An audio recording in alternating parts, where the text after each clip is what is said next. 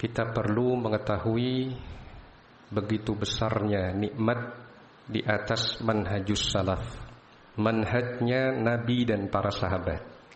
Ketika ada sebagian pihak yang dianggap juga bermanhaj salaf, tetapi hakikatnya menyelisihi manhajus salaf dalam masalah-masalah prinsip. Kita bersyukur ketika kita diberi petunjuk oleh Allah kepada manhajus salaf, dan kita tidak merasa berat ketika kita menyatakan ana salafi. Nah, penyebutan salafi itu sudah sejak lama. Al-Imam Az-Zahabi rahimahullah menyebut Al-Imam Ad-Daraqutni itu salafiyan.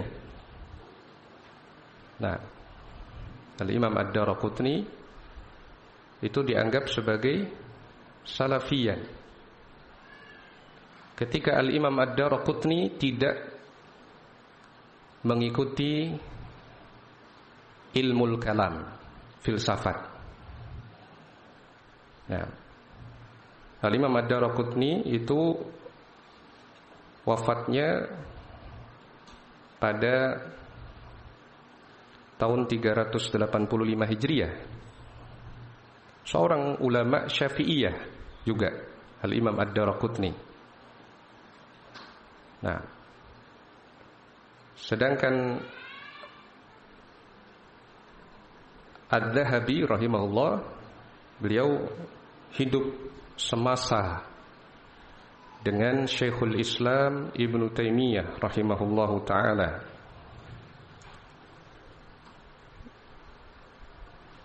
Dan beliau dikenal sebagai ulama sirah, artinya seorang ulama yang banyak mengenal biografi para ulama, ulama terdahulu maupun ulama yang hidup di masa beliau rahimahullahu ta'ala. Az-Zahabi juga menilai Ibnu Hubairah itu sebagai salafi, salafiyan, Perdana Menteri yang juga ulama. Nah, seorang pejabat negara yang juga merupakan ulama. Nah, ketika seorang menisbatkan dirinya sebagai manhajus salaf, dia juga akan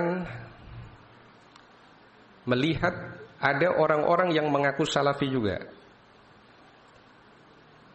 tetapi pada hakikatnya dia melanggar prinsip-prinsip kesalafiyahan. Kalau kita baca ucapan Al-Imam Az-Zahabi terhadap Ad-Daraqutni yang tadi saya sebutkan, ya, bagaimana pernyataan Al-Imam Az-Zahabi terhadap Ad-Daraqutni yang disebut salafi tadi. Nah, kita akan kutip pernyataan tersebut insyaallah, supaya kita tahu bahwa ulama di masa itu saja sudah mengenal penyebutan salafi.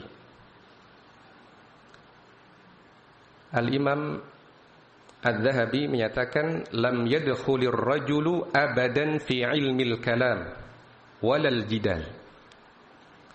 Seorang laki-laki ini, yaitu Ad-Daraqutni, sama sekali tidak masuk dalam ilmu filsafat walal jidal, dan dia juga tidak suka dengan perdebatan yang tidak ada faidahnya. Wala khadha fi dzalik, tidak berlarut-larut masuk ke dalam perdebatan untuk hal-hal yang sudah jelas dalilnya. Bal kana salafiyan. Justru Ad-Darqutni adalah seorang salafi, mengikuti manhajus salaf dalam akidahnya. Ini pernyataan Adz-Dzahabi dalam Syiar A'lamun Nubala. Sebagian referensi nyatakan itu ada di jilid 12 halaman 418. Adz-Dzahabi itu wafatnya 784 Hijriah. 784 Hijriah. Nah, jadi salafi, ucapan salafi itu bukan perkataannya Al-Imam Al-Albani atau Syekh Muhammad bin Abdul Wahhab saja, tidak. Itu ada di perkataannya Adz-Dzahabi, seorang ulama Syafi'iyah juga. Tapi ada sebagian orang yang membawa nama salafi, tetapi dia melanggar prinsip-prinsip Ahlus Sunnah, prinsip-prinsip manhajus salaf. Dan ini penting bagi kita untuk mengidentifikasi. Sebagai contoh yang mudah, kalau ada yang bertanya, apa sih perbedaannya ustadz-ustadz kita dengan ustadz-ustadz roja, misalkan. Perbedaannya itu dalam hal apa? Mungkin dari segi akhlak. Bisa diperjelas lagi dari sisi akhlak itu seperti apa? Ikhtilaf laki-laki dan perempuan. Ya, ini jawaban dari para ikhwah. Ikhtilaf laki-laki dengan perempuan artinya dalam sebagian kajian mereka tidak menggunakan hijab, tidak ada tabir, maksudnya antara penceramah dengan para pendengar, para ummahat atau akhwat. Itu sebenarnya ya ada pada mereka. Tetapi bukan masalah prinsip itu. Masalah sampingan itu sebenarnya. Kalau dibandingkan dengan masalah prinsip, masih ada yang lebih parah, lebih berat dari itu. Nah, ada yang bisa menyebutkan apa perbedaannya? Mungkin Hawi mungkin bisa membantu menyebutkan. Karena kita perlu kemampuan mengidentifikasi masalah. Itu penting dalam penelitian. Penelitian manapun perlu kita mengidentifikasi masalah, itu penting. Ketika kita mampu mengidentifikasi masalah dengan benar, kemudian kita bertanya kepada pihak yang tepat, berkonsultasi, maka solusinya juga jelas dan tepat. Kadang masalahnya sendiri kita tidak tahu, begitu. Maka bagaimana kita bisa mencari solusinya? Nah, dengan kita mengidentifikasi masalah dengan tepat, maka kita akan bisa merumuskan sebuah pertanyaan yang tepat. Kadang ada orang kesempatan bertemu dengan ulama, bertanyanya itu bukan masalah inti yang seharusnya ditanyakan, sehingga jawabannya bukan seperti yang dibutuhkan. Bukan kesalahan dari penjawab, tapi kesalahan dari penanya, karena dia tidak bisa merumuskan masalah dengan baik. Nah, masalah prinsip kita yang berbeda dengan ustadz-ustadz roja, ya, itu adalah dalam masalah manhaj Ahlus Sunnah, di antaranya bermudah-mudahan di dalam berinteraksi, duduk, beramah tamah dengan ahlul bid'ah. Itu di antara masalah prinsipnya. Bisa jadi kita masih belum, sulit mencari jejak digital. Bagaimana Ustadz Firanda dengan bangganya berfoto bersama tokoh Jama'atut Tabligh, Dery Sulaiman, bersama istri masing-masing. tokoh Jama'atut Tabligh, sufi, berfoto, berdampingan. Kemudian di sampingnya ada istrinya, sama-sama bercadar istrinya. Tetapi itu menunjukkan kedekatan hubungan. Kami bersaudara, seakan-akan begitu. Kita mungkin tidak sulit mencari jejak digital bagaimana Firanda Andirja berfoto bersama Felix Xiao, tokoh Hizbut Tahrir Indonesia. Kalau sekarang secara kelembagaan Hizbut Tahrir sudah dilarang oleh pemerintah. Dan di foto itu juga diberi keterangan saling memuji. Ada pujian Firanda kepada Felix Xiao. Nah, apakah demikian bimbingan salaf kita? Kalau kita membaca kitab-kitab Manhajus Salaf, Aqidah Ahlus Sunnah, tidak sulit kita menemukan kutipan atau nukilan ucapan sahabat Nabi, ucapan tabi'in yang melarang duduk dengan ahlul bid'ah. Kalau kita cari kalimat la tujalisu ahlal ahwa atau la tujalisu ahlal bid'ah, mudah kita menemukan itu dalam kalimat para ulama salaf. Jangan kalian duduk-duduk manis, bercengkrama, beramah tamah dengan ahlul bid'ah. Ada riwayat ucapan sahabat Abdullah bin Abbas. Ada ucapan Abu Kilabah. Ada kalimat semakna dari Al-Hasan Al-Basri. Nah, contoh lain. Ketika di Batam, Firanda berdebat dengan Idrus Ramli,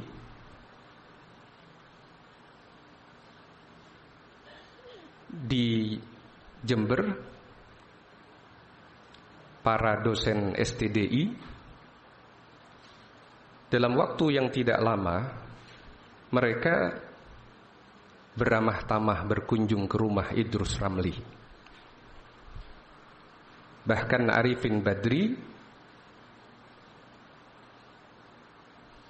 memposting di Facebooknya pertemuan itu, pertemuan yang digambarkan dalam suasana keakraban.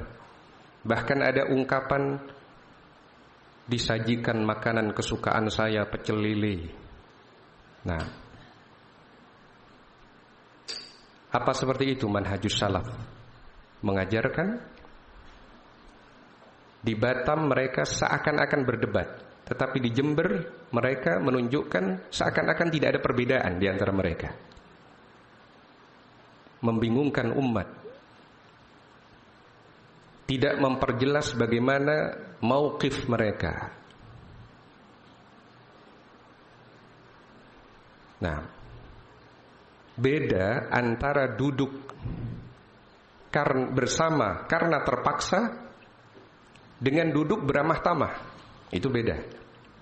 Kadang ada orang duduk terpaksa karena dalam kondisi tidak bisa dihindari. Satu kendaraan misalkan, bukan sesuatu yang direncanakan, tetapi dia tegakkan nasihat dan tidak ada basa-basi bagi dia untuk kemudian diposting di media sosial, saya bertemu dengan fulan. Nah, tetapi dia menampakkan bahwa saya harus menggunakan kesempatan ini untuk menyampaikan an-nasihah. Maka yang demikian tidak mengapa. Atau mereka terpaksa duduk bersama ketika waliul amr memerintahkan, dalam kondisi mereka tidak suka dengan itu. Itu beda. dengan orang yang berdua bersama, kemudian duduk berfoto bersama, menampakkan keakraban, ini bertentangan dengan manhajus salaf. Prinsip lain yang berbeda, yang menunjukkan bahwa mereka tidak mengikuti prinsip-prinsip manhajus salaf, adalah tidak selektif di dalam menuntut ilmu. Tidak selektif dalam menuntut ilmu, terutama ilmu agama. Tidak selektif di dalam memilah dari siapa dia mengambil ilmunya. Itu prinsip Ahlus Sunnah. Kita sering mendengar ucapan Muhammad bin Sirin rahimahullah yang diriwayatkan oleh Al-Imam Muslim di dalam Muqaddimah Sahih Muslim. Muqaddimah Sahih Muslim. Inna hadzal ilma din fanzuru amman ta'khuduna dinakum. Sesungguhnya ilmu ini, ilmu hadis adalah agama. Maka lihatlah dari siapa kalian mengambil ilmu agama kalian. Kita lihat di sebagian orang yang menisbatkan diri sebagai salafi, itu mereka dalam hal mencari ilmu agama formal, ya, untuk mengejar ijazah supaya bisa mengajar. Ada yang S1-nya LC dari Madinah. Kita sebut contoh Mubarak bin Muallim. LC dari Madinah, Masya Allah, dari Universitas Islam Madinah. Lebih terpilah para pengajarnya, berada di kota Nabi. Nah, tetapi ngambil S2 di mana? S2-nya di mana? Tidak ada yang tahu? Dulu masih sepertinya IAIN, Institut Agama Islam Negeri Surabaya, Sunan Ampel.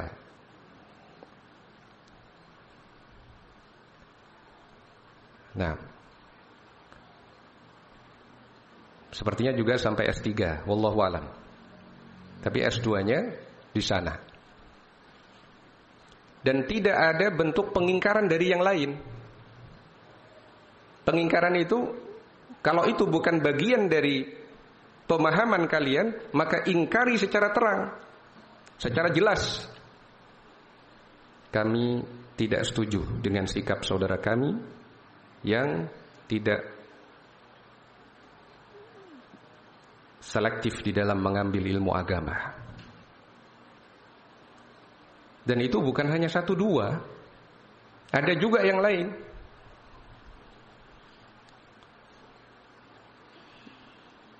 Contoh lain, kalau Khalid Basalamah,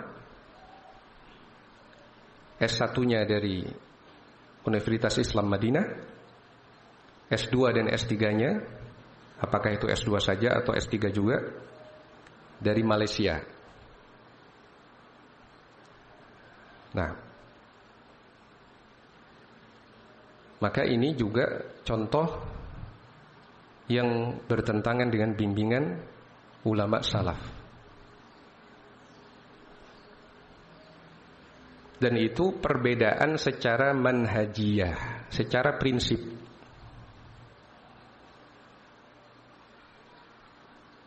Nah, jadi prinsip pertama, bermudah-mudahan di dalam berinteraksi dengan ahlul bid'ah.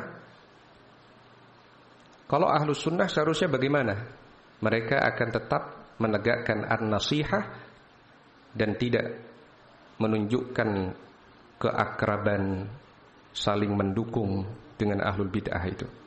kalaupun ada orang datang ke rumah kita minta bimbingan karena dia belum tahu, bahkan kadang ada perdebatan dengan cara yang ahsan, tidak apa-apa. Tetapi kalau kemudian menampakkan kepada khalayak keakraban itu, ya, maka orang-orang akan bingung, ini sebenarnya apa bedanya? Berarti perbedaannya bukan dalam masalah prinsip, mereka sama. Jangan diingkari kebid'ahan yang ada pada mereka itu. Nah, itu prinsip yang pertama. Prinsip yang kedua, selektif dalam menuntut ilmu. Nah,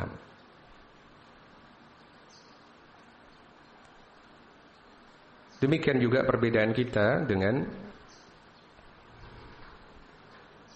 pihak-pihak lain yang mereka menisbatkan diri sebagai salafi, tetapi mereka melanggar prinsip-prinsip Ahlus Sunnah. Itu juga ada. Kalau dalam perbedaan prinsip ini kemudian berkembang menjadi bermudah-mudahan, berfoto, selfie juga, itu akibat tambahan. Akibat tambahan yang kita memang tidak menganggap itu ringan, begitu. Tetapi kalau dibandingkan masalah prinsipnya, ada yang lebih besar dari itu, ada yang lebih dahsyat dari itu. Saya hanya menyebutkan dua saja. Masih ada sebenarnya hal-hal yang lain. Nah,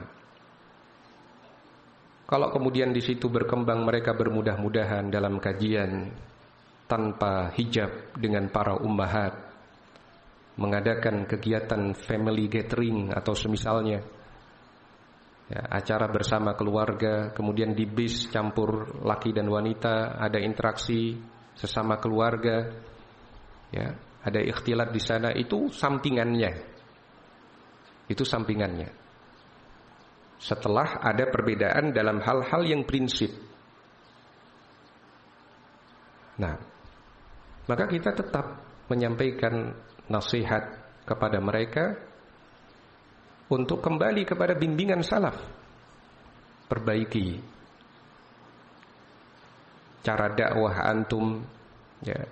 Ikuti bimbingan ulama yang sebagiannya adalah orang-orang yang dianggap guru oleh antum. Jangan selisihi ketegasan Ahlus Sunnah di dalam bersikap kepada Ahlul Bid'ah. Jangan selisihi prinsip Ahlus Sunnah untuk selektif di dalam mengambil ilmu agama. Nah, jadi ini sekedar muqaddimah, ya, sebelum kita melanjutkan kajian surah Al-Qalam. Sekedar sebagai nasihat.